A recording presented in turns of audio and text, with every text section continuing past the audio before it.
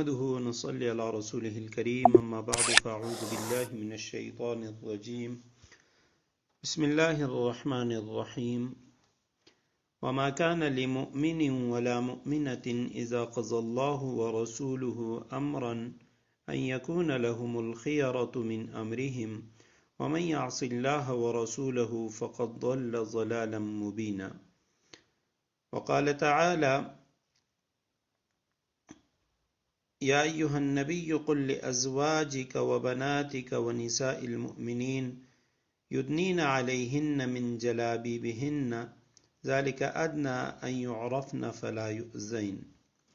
صدق الله العظيم وصدق رسوله النبي الأمي الصادق الأمين ونحن على ذلك لمن الشاهدين والشاكرين والحمد لله رب العالمين.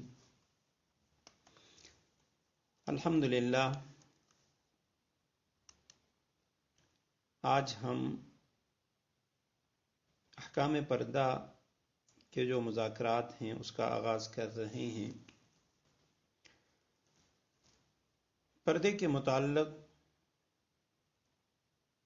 قرآن و سنت کے احکامات، رسول اللہ صلی اللہ علیہ وسلم کی تعلیمات اور اکابر کے ارشادات، اس کی طرف آنے سے پہلے حیا و پاک دامنی پر اللہ سبحانہ و تعالی کی طرف سے جو انعامات ہیں اور قرآن و سنت میں اس حوالے سے جو فضائل وارد ہوئے ہیں، رسول اللہ صلی اللہ علیہ وسلم کی جو تعلیمات ہیں، اس پہ مختصر سا ایک مذاکرہ کرتے ہیں۔ قرآن کریم کی سورہ احزاب سے 2 آیات کریمہ میں نے تلاوت کی ہیں۔ ایک آیت کریمہ میں اللہ سبحانہ و تعالی فرماتے ہیں وَمَا كَانَ لِمُؤْمِنٍ وَلَا مُؤْمِنَةٍ إِذَا قَضَى اللَّهُ وَرَسُولُهُ أَمْرًا أَن يَكُونَ لَهُمُ الْخِيَرَةُ مِنْ أَمْرِهِمْ۔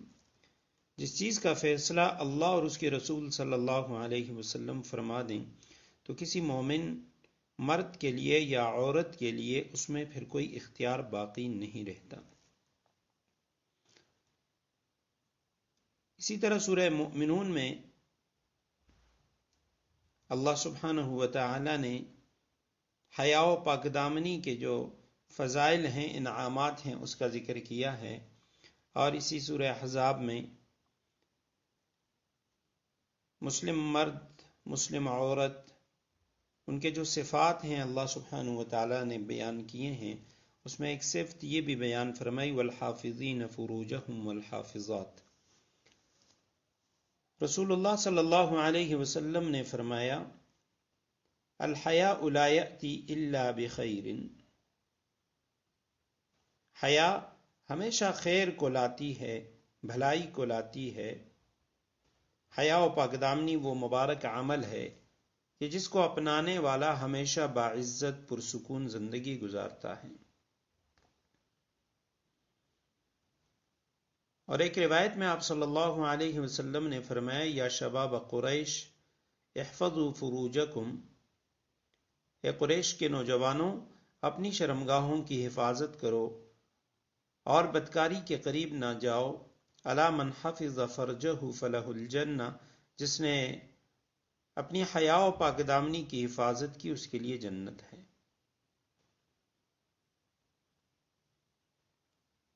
عبداللہ بن عمر رضی اللہ تعالی عنہ سے روایت ہے، نبی کریم صلی اللہ علیہ وسلم نے فرمایا حیا اور پاک دامنی، حیا اور ایمان، یہ دونوں ایک ساتھ ہوتے ہیں، یہ دونوں ساتھ ہی ہیں۔ جب ان میں ایک رخصت ہو جاتا ہے تو دوسرا بھی رخصت ہو جاتا ہے۔ علماء نے لکھا ہے حدیث مبارکہ کا مطلب یہ ہے کہ جس بندے سے حیا رخصت ہو گئی اس سے ایمان بھی رخصت ہو گیا، کیونکہ مومن بے حیا نہیں ہو سکتا۔ دین اسلام یہ حیا کا علم بردار ہے اور کفر بے حیائی کا علم بردار ہے۔ یہی بنیادی فرق ہے اسلام میں اور اسلام کے مقابل آنے والی جو تہذیبیں ہیں ان تہذیبوں میں۔ اور ایک روایت میں ہے الحیاء من الایمان والایمان فی الجنہ، حیا ایمان میں سے ہے اور ایمان جنت میں لے جائے گا۔ رسول اللہ صلی اللہ علیہ وسلم نے حیا کو سراپا خیر قرار دیا ہے۔ اسلام کی مخصوص اصطلاح میں حیا سے مراد وہ شرم ہے جو کسی برے کام پر، منکر کام کی جانب مائل ہونے والا انسان خود اپنی فطرت کے سامنے اور اللہ تعالی کے سامنے محسوس کرتا ہے۔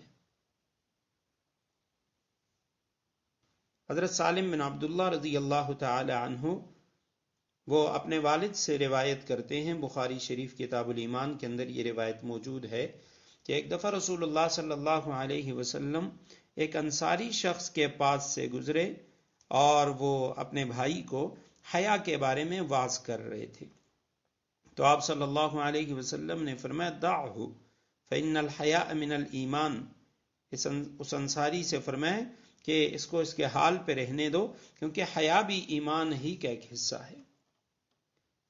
ہر دین کا ایک امتیازی وصف ہوتا ہے اور اسلام کا جو امتیازی وصف ہے وہ حیا ہے، شرم ہے۔ رسول اللہ صلی اللہ علیہ وسلم نے فرمایا شرم و حیا اور بری باتوں سے خاموش رہنا یہ ایمان کی شاخیں ہیں، اور بیہودہ فضول گفتگو کرنا یہ نفاق کی، منافقت کی شاخیں ہیں۔ ترمذی کی روایت میں ہے حیا ایمان کی ایک شاخ ہے یا ایمان کا پھل ہے، اور ایمان جنت میں لے جائے گا، اور بے حیائی اور بے شرمی یہ بدکاری میں سے ہے، اور بدی وہ دوزخ میں لے جانے والی ہے۔ ابن ماجہ کی روایت میں ہے ہر دین کے لیے خاص خلق ہے، اخلاق ہے، اور اسلام کا وہ خلق حیا ہے۔ اور ایک روایت میں فرمایا حیا شرم و ایمان سے،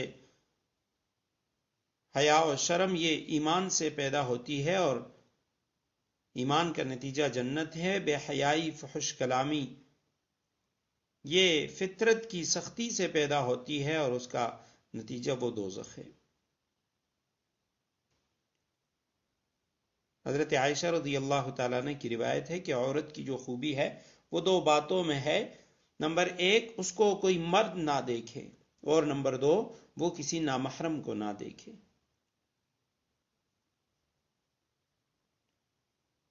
شرم و حیا کے بارے میں نبی کریم صلی اللہ علیہ وسلم نے فرمایا ہر مذہب کے ماننے والوں کی کچھ خاص صفات، عادات ہوتی ہیں جو ان کی پہچان ہوتی ہے، اور اسلام کی جو خاص صفت و عادت ہے جو مسلمانوں کی امتیازی شان ہونی چاہیے وہ شرم و حیا کی عادت ہے۔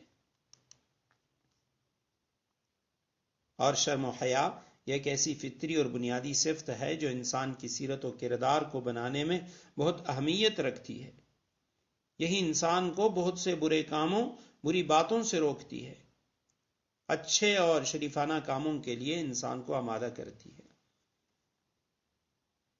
تو اسی وجہ سے بعض روایات میں حیا کو ایمان کی ایک شاخ سے تعبیر کیا گیا، بعض روایات کے اندر حیا کو ایمان کا ایک حصہ فرمایا گیا۔